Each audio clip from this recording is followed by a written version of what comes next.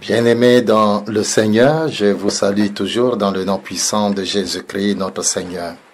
Bakundwa mu mwami wacu Yesu Kristo nongeye kandi kubaramutsa mu izina ry'umwami wacu Yesu. C'est toujours votre humble serviteur, le pasteur Charles Bormet, le centrafricain et l'ancien prêtre catholique. Wa mukozi w'Imana wanyu aciye bugufi umuvugishwa n'Imana Prophète Charles Bormet yahoze ari umupadiri muri Katolika.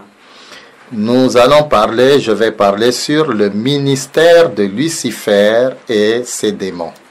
Tugiye kuvuga ku ibango rya Satani n'abadayimoni biwe. Je répète le thème, le ministère de Lucifer et des démons. Ibango rya Satani n'abadayimoni cyangwa n'abadayimoni biwe. Bien-aimés dans le Seigneur, écoutez ce que je vais dire. Bakundwa mu mwami mwumvirize ivyo ngiye kuvuga. Lucifer, qu'on appelle Satan, qu'on appelle aussi le diable, Luciferi bita kandi Satani bakongera bakita umurwanizi, travaille comme ministre, akora nk'umuntu afise ibango arongoye, travaille comme ministre. akora nk'umuntu afise ibango. Ici, il y a 6 ministres de Lucifer. Aha tugiye gutanga abarongoza b'amabango batandatu ba Satani cyangwa abashikiranganje batandatu b'umurwanizi. Et quand nous prenons la semaine, Kandi iyo dufashe indwi, la semaine comporte 7 jours. indwi igizwe n'iminsi indwi. La semaine comporte 7 jours. Indwi igizwe n'iminsi indwi. Si nous prenons les 6 ministres de Lucifer, Iyo dufashe abashikiranganje batandatu ba Satani, cela revient à dire qu'il y a un jour qui reste. ni kuvuga ngo haba rimwe umunsi umwe ubura. Et le jour qui reste, Hama umunsi ubura, c'est Lucifer lui-même qui travaille en tant que ministre. ni kuvuga ngo Luciferi wenyine ubwiwe niwe akora nk'umushikirangoma w'ibango ryiwe. Notez très bien que les démons travaillent 24 heures sur 24 heures. Twibukanye neza ko abadayimoni bakora amasaha 28 ku 28. Mais les heures que je vais vous donner ici, Ariko amasaha ngiye kubaha ngaha, ce sont des heures de pointe. n'amasaha nkoregwako. C'est-à-dire Ni kuvuga ngo des heures où on prend des décisions pour envoyer les démons travailler. ni kuvuga ngo n'amasaha bafatirako ingingo zo kurungika abadayimoni kugira ngo bakore. C'est comme ça que le lundi, Bihera lendi, umunsi wa mbere, la personne qui travaille tous les lundis, c'est Lucifer lui-même. Luciferi ubwiwe. C'est Lucifer lui-même qui travaille tous les lundis. Ni Luciferi ubwiwe akora umunsi wa mbere. Il travaille de 23 heures à 0 heure. Akora uhereye saa 5 gushika saa 6 z'ijoro. Et de 3 heures du matin jusqu'à 4 heures du matin. Ama no guhera saa 9 zo mu gatondo gushika saa 10 zo mu gatondo. Sa mission, Mission yiwe, la mission de Lucifer tous les lundis, mission ya Luciferi, mission se kwa mbere, c'est la destruction dans tous les domaines. no kugira ngo asangangure mu bisata byose. C'est d'amener la destruction dans tous les domaines. No kuzana ukononekana kw'ibintu mu bisata by'ubuzima bwa misi yose. Quand vous lisez dans Jean chapitre 10, le verset 10, Iyo musomye muri Yohana 10 murongo wa 10, on vous parle du voleur qui vient que pour dérober, havugwa umusoma ngo yamaza gusazanya no kwiba, égorger kwica et détruire. no gusangangura. C'est ainsi que quand vous analysez très bien la journée de lundi, Niyo mpamvu iyo musuzumye neza umunsi wo kuwa mbere, vous allez voir qu'il y a une lourdeur terrible qui s'abatte sur les gens. muzosanga ari kuremerwa gukomeye kuba ku bantu. Les gens se réveillent avec une douleur, une lourdeur terrible. Abantu bamavyuka baremerewe cyane barushe. Les choses ne vont pas marcher le lundi. Ku munsi wa mbere ibintu za gusanga bitagenda neza. Même si on vous a promis Naho baba barabasezeraniye de vous payer le lundi, kubahemba ku munsi wa mbere, de vous donner votre argent le lundi, kubahereza amafaranga yanyu ku munsi wa de mbere, payer votre dette le lundi. kuriha ideni ryanyu ku munsi wa mbere. Dès que vous arrivez, Iyo mushitse on vous dira non, il faut repasser demain. bacabwira ngo genda muzogaruka ejo, Repasser demain.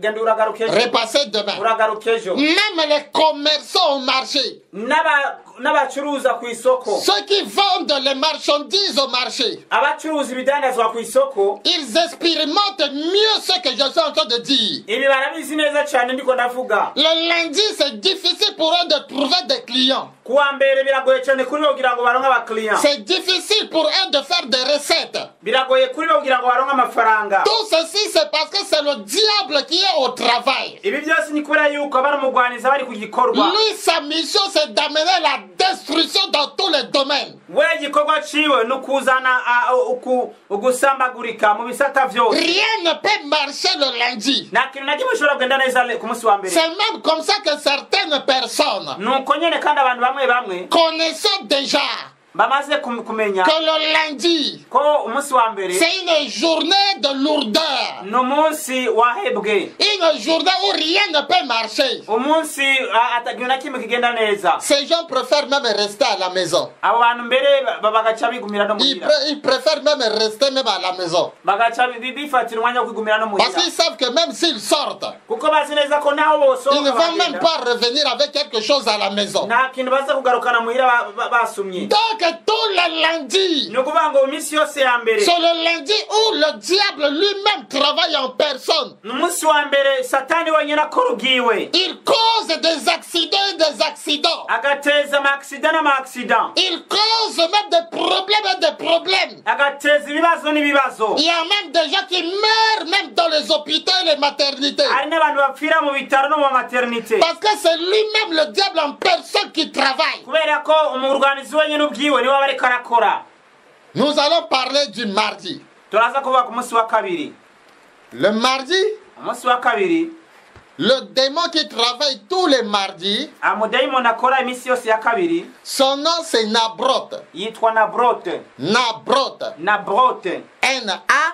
Ne na A na B na B na O na T Nabrote. na T na E. C'est le démon qui travaille tous les mardis. Ni umudayimoni akora iminsi yose ya kabiri. Il travaille de 9h à 10h Akora guhera saa tatu gushika saa ine et de 21h à 22h. no guhera saa tatu gushika saa ine z'ijoro. Sa mission c'est quoi? Misiyo yiwe ni iyihe? Sa mission, Icyo yatumye gukora c'est de répandre l'honneur et la gloire de Lucifer dans le monde. ni ukugira ngo akwirakize icyubahiro no kuganza kwa satani mu isi. Sa mission, c'est de répandre l'honneur et la gloire de Lucifer dans le monde. Igikorwa cy'uwo yatumwe ni ukugira ngo akwiragize icyubahiro no kuganza kwa satani ku isi. C'est ce démon Nabrote Niyo dayimoni Nabrote qui pousse les êtres humains atuma abantu à faire des choses qui reflètent la gloire du diable. bakora ibintu bigaragaza icyubahiro cya satani. Par exemple, Akarorero, quand tu mens, iyo ubeshe, le verbe mentir, iyo rivuga kubesha, quand tu mens, iyo ubeshe c'est pour la gloire de qui? ni kubw'icyubahiro cyande. Quand tu voles, Iyo wiba c'est pour la gloire de qui? ni kubw'icyubahiro cyande. Quand tu escroques une personne, Iyo uresikoroka abantu ubabesha, c'est pour la gloire de qui? mbega bari kubw'icyubahiro cyande.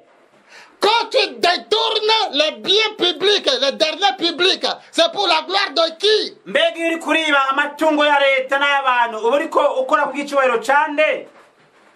Ce sont démons Nabrote Niyo dayimoni Nabrote qui poussent les gens ituma abantu à faire bakora les choses qui reflètent ibintu bigaragaza la gloire de Lucifer. icyubahiro cya satani. Quand vous écoutez les musiques mondaines, Iyo muriko murumviriza imiziki yo mu isi, c'est pour la gloire de qui? mbega bari kubw'icyubahiro cyande. J'insiste sur la musique mondaine ici. Ndashimika cyane ku miziki yo mu isi. Il y a des gens qui se disent des chrétiens. Mais quand vous entrez dans leur maison, c'est seulement les musiques mondaines du matin jusqu'au soir. C'est seulement les musiques mondaines qui résonnent dans leur maison depuis le matin jusqu'au soir.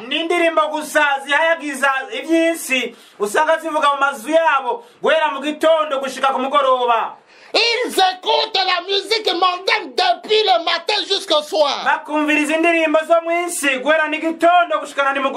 Bien-aimés dans le Seigneur, vous qui écoutez ces musiques mondaines,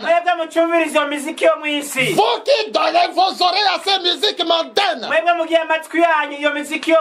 vous êtes en train d'inviter les démons dans vos maisons.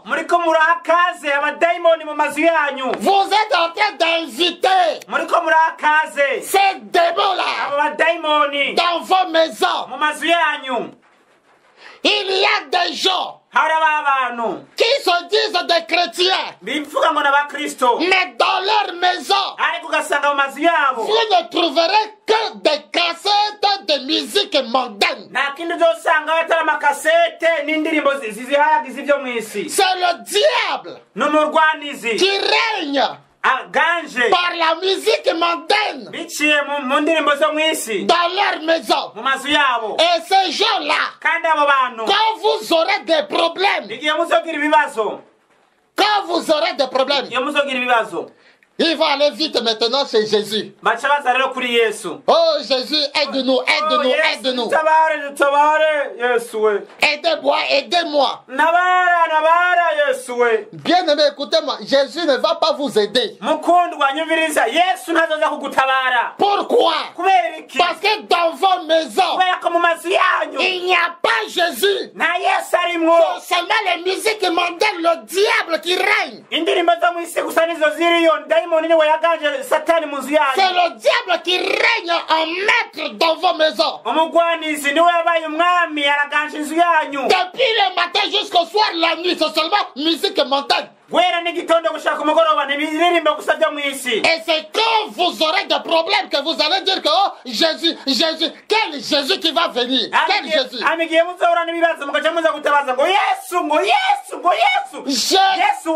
Jésus-Christ, il n'est pas votre oncle, il n'est pas votre tante, il n'est pas votre grand frère. Pour que quand vous êtes dans les musique mondaine, et que quand le diable va vous saisir, vous allez dire maintenant, oncle viens m'aider, oncle viens m'aider. Jésus-Christ n'est pas votre oncle. Soit c'est lui qui règne dans vos maisons, ou bien c'est le diable qui règne dans vos maisons. Alors, c'est à vous de choisir. Soit c'est Jésus-Christ qui règne dans ta maison, ou bien c'est le diable au travers les musiques mondaines qui règnent dans vos maisons. Mais lorsque vous êtes en train d'écouter ces musiques mondaines dans vos maisons, vous faites la gloire de qui?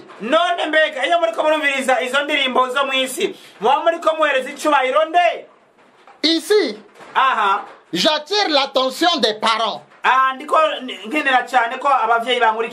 Il ne faut pas vous plier aux caprices de vos enfants. Parce que quand les enfants mettent ces musiques mondaines dans vos maisons, quand le démon entre, ce démon ne va pas seulement toucher les enfants, mais il va toucher tout le monde qui se trouve dans la maison. Ne dites pas que je suis spirituel. Non! On ne tente pas Dieu. La Bible dit tu ne tenteras pas ton Dieu. Ne dis pas que tu es spirituel et tu mets ces musiques mondaines et tu laisses tes enfants mettre ces musiques mondaines dans ta maison. Non! C'est comme ça que quand le démon entre maintenant dans la maison, il ne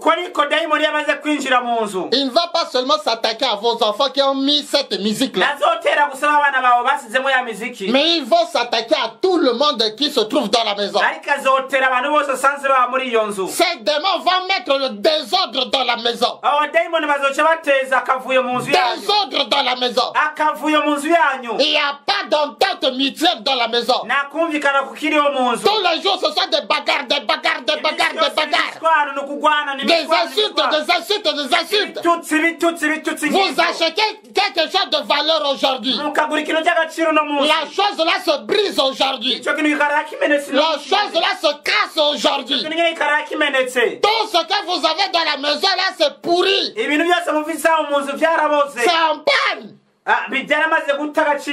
Ça c'est le diable, c'est le démon. Parce que vous êtes en train de faire la volonté du diable. Il y a des blocages dans la maison. Des difficultés dans la maison. Tout ça c'est à cause de ces musiques mondaines. Et quand je suis en train de parler ici, l'Esprit du Seigneur me convainc qu'il y a des gens qui se disent des chrétiens, même dans leur voiture, même dans leur maison, même dans leur chambre. C'est le seul cas de musique mondaine qui se joue là-bas. Et vous dites que non, je suis né de nouveau. Oh, je suis chrétien. Tu es bâtard. Tu es païen. Tu es païen. Tu es païen. La Bible dit ceci, que les enfants de Dieu sont conduits par l'Esprit de Dieu. Je doute fort que l'Esprit de Dieu peut te conduire à écouter une musique mondaine. Je doute fort. Je doute fort que le Saint-Esprit qui est en toi peut te conduire à écouter de musique mondaine dans ta maison, dans ta chambre, dans ta voiture. Je doute fort. Je doute fort. Bien-aimés dans le Seigneur, il y a même des chrétiens, des gens qui se disent des chrétiens. Quand vous prenez leur téléphone, il n'y a que des musiques mondaines qui se trouvent dans leur téléphone. Il n'y a que des musiques mondaines qui se trouvent dans son téléphone. Son téléphone est rempli, la mémoire de son téléphone est remplie que de musiques mondaines. Grave encore. Il y a des gens qui se disent chrétiens. Quand vous prenez son téléphone, vous regardez dedans, vous allez regretter. Des films pornographiques dans son téléphone. Et il dit qu'il est rempli du Saint-Esprit. Il est né de nouveau. Tu es païen. Tu es païen.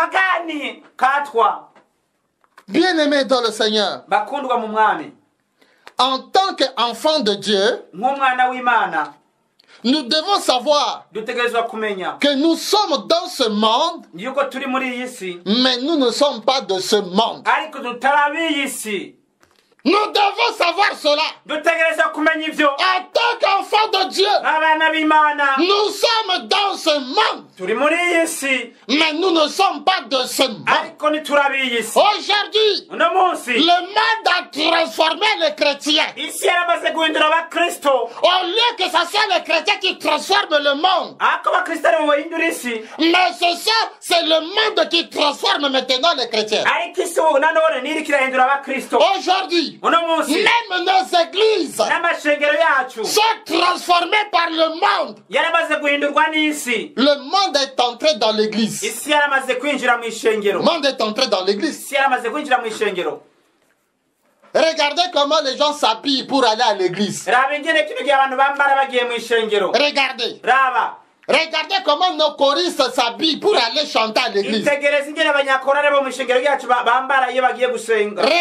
comment certains de nos protocoles s'habillent pour se tenir à la porte. Regardez comment certains de nos pasteurs s'habillent pour se mettre sur la chaire. Avec des tenues du monde. Ils copient le monde. Parfois la poitrine même dehors. Les seins même dehors. Le derrière là c'est dehors. Une manière de dire aux gens que regardez-moi, regardez-moi. Il y en a qui s'habillent avec des habits vraiment transparents. Vous pouvez même regarder même la couleur de sa slip même. Vous pouvez même regarder même la forme même de son slip même. Tout ça dans les églises. Le monde est entré même dans l'église. Les chrétiens se conforment même au mode du monde. Tout ça c'est ce démon Nabrote qui est en train de travailler. Beaucoup des enfants de Dieu se conforment maintenant au monde.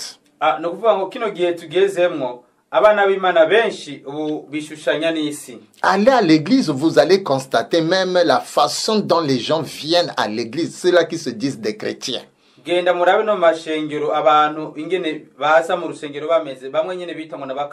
Regardez même le comportement, l'habillement de nos sœurs chrétiennes, de nos sœurs et de nos mamans chrétiennes. C'est comme si elles viennent à l'église pour chercher des hommes.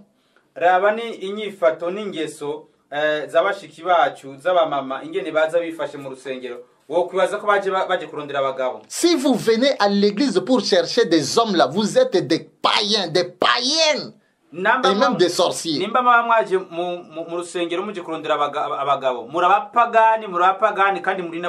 On ne vient pas à l'église pour chercher le mariage, pour chercher les hommes, non. Nous venons à l'église pour chercher le salut. C'est le salut que nous venons chercher. Ce que les païens ne peuvent pas avoir. Il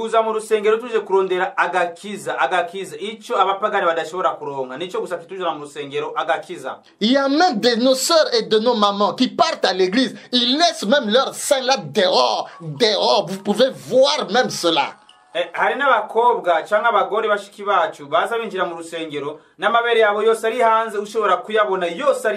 Le bas-ventre est même dehors.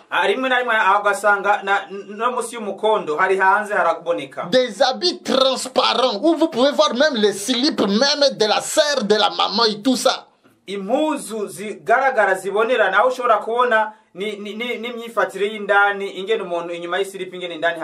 Des habits qui servent même la maman là, ou bien la sœur là. Vous voyez même toute sa forme là. Vous voyez même la forme là. Tout ça. Vous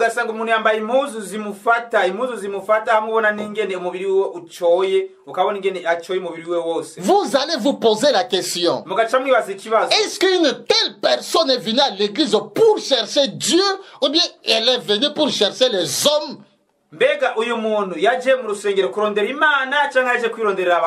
Si nous venons à l'église pour chercher Dieu, il y a un comportement, un caractère que nous devons avoir.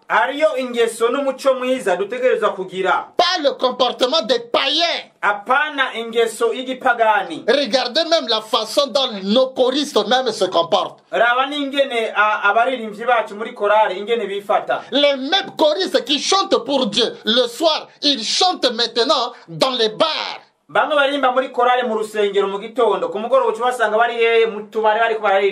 mêmes musiciens qui jouent la guitare pour Dieu à l'église le soir, c'est eux qui jouent la guitare maintenant dans les bars maintenant.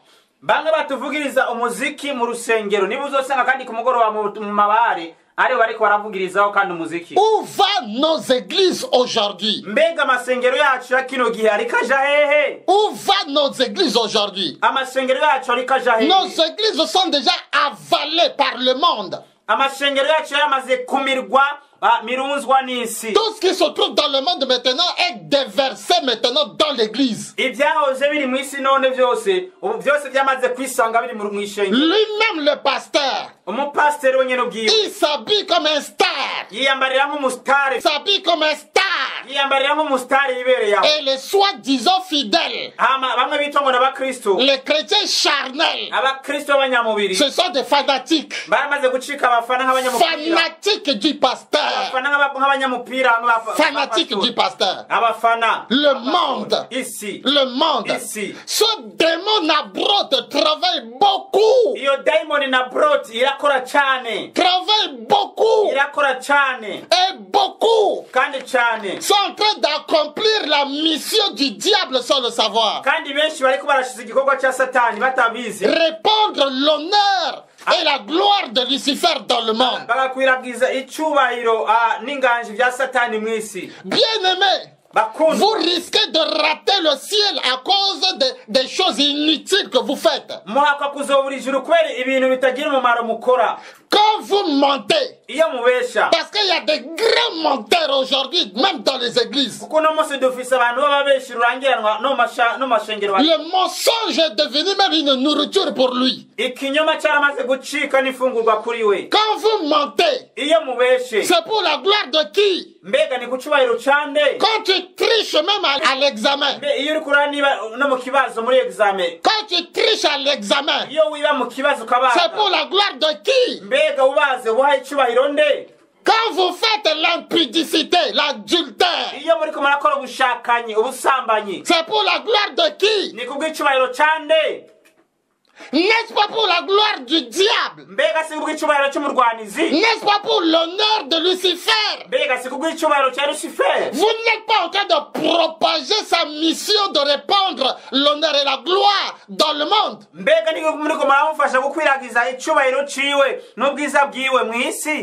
Quand nous allons même au stade pour regarder les catcheurs, c'est pour la gloire de qui? Et je parle bien des catcheurs, je ne parle pas de football.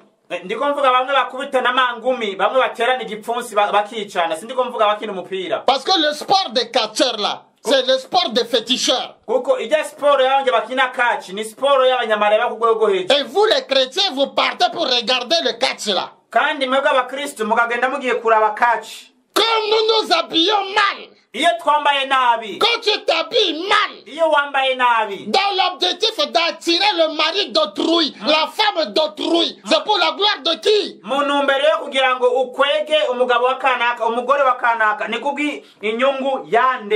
Ce démon Nabrot travaille sérieusement. La Bible nous dit qu'en toutes circonstances, nous devons rendre gloire seulement à Dieu. Même dans notre façon d'habiller, nous devons rendre gloire seulement à Dieu. Dans notre façon de marcher, nous devons rendre gloire à Dieu. Dans notre façon de parler, nous devons rendre gloire à Dieu. Il faut que tout ce que nous devons faire, que cela doit refléter la gloire de Dieu et non la gloire du diable. Si nous faisons des choses qui reflètent la gloire du diable, c'est que nous sommes poussés par ce démon Nabrot. Bien-aimés dans le Seigneur, quand vous obéissez à ce Nabrot, ce démon Nabrot, or lui, il travaille pour le diable. Alors, ce que nous faisons, Notre comportement est une adoration orientée vers le diable. C'est-à-dire que tu adores déjà le diable par ton comportement. Tu adores le diable par ton caractère. Tout ce que tu fais est une adoration déjà au diable. Si nous adorons le diable par notre comportement, comment Dieu, je parle du Dieu d'Abraham, d'Isaac et de Jacob, comment Dieu peut nous bénir? Est-ce que Dieu peut bénir quelqu'un qui adore le diable par ses comportements? La Bible est claire à ce sujet. S'il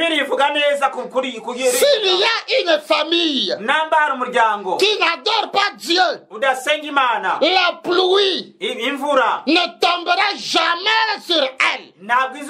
Or, la pluie ici, c'est la bénédiction.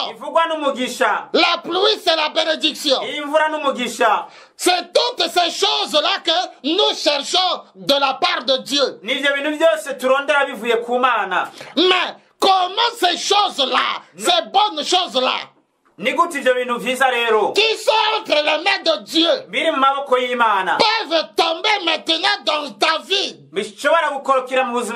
Si ta vie adore le diable, dans notre comportement, notre façon de vivre, nous adorons le diable.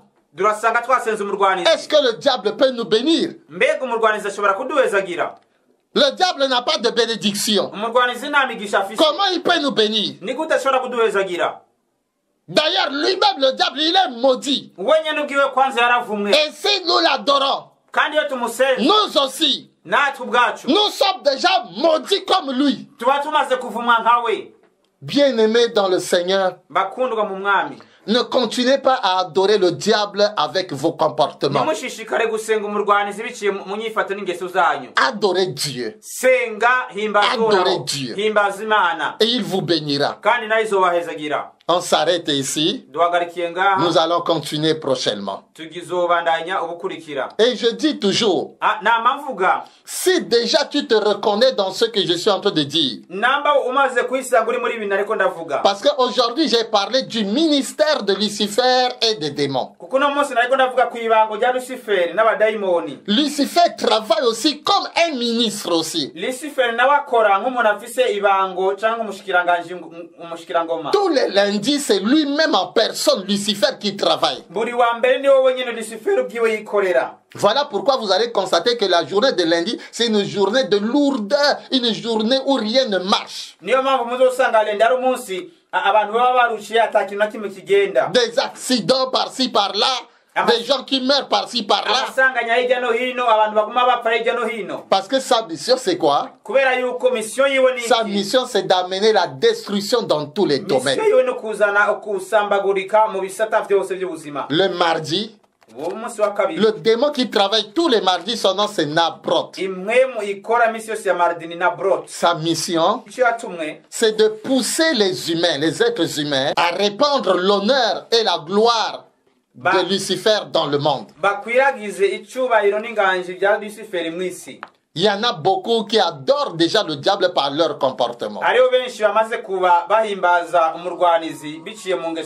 leur façon d'habiller, par leur façon de marcher.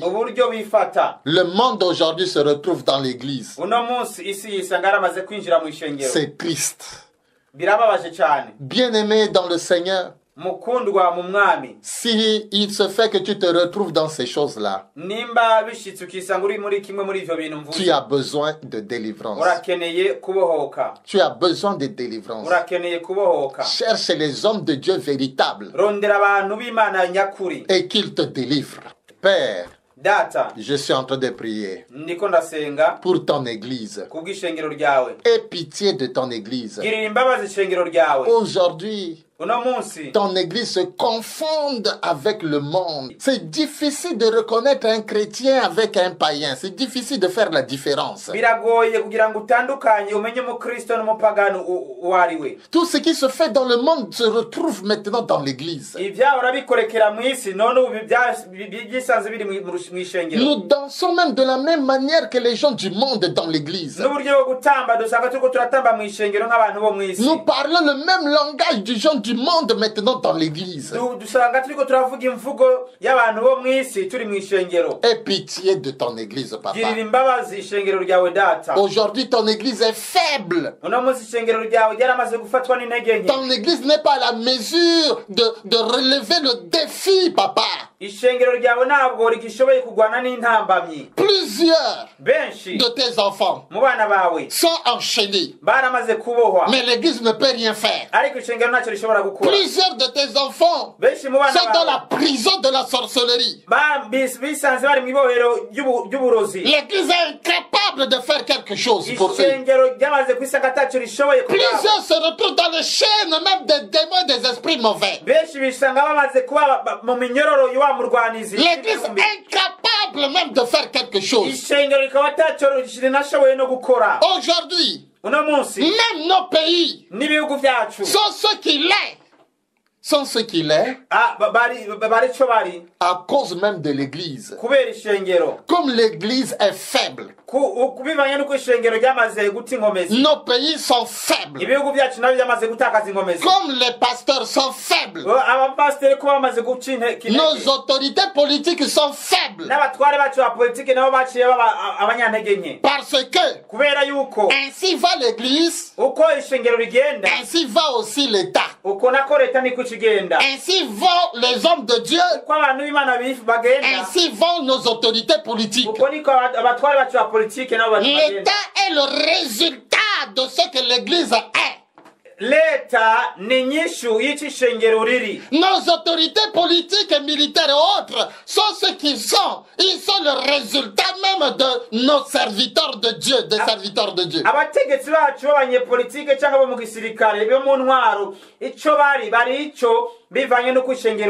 Si l'église est forte, nos pays devraient être forts. Si les hommes de Dieu étaient forts, les autorités politiques et militaires et autres devraient être forts aussi.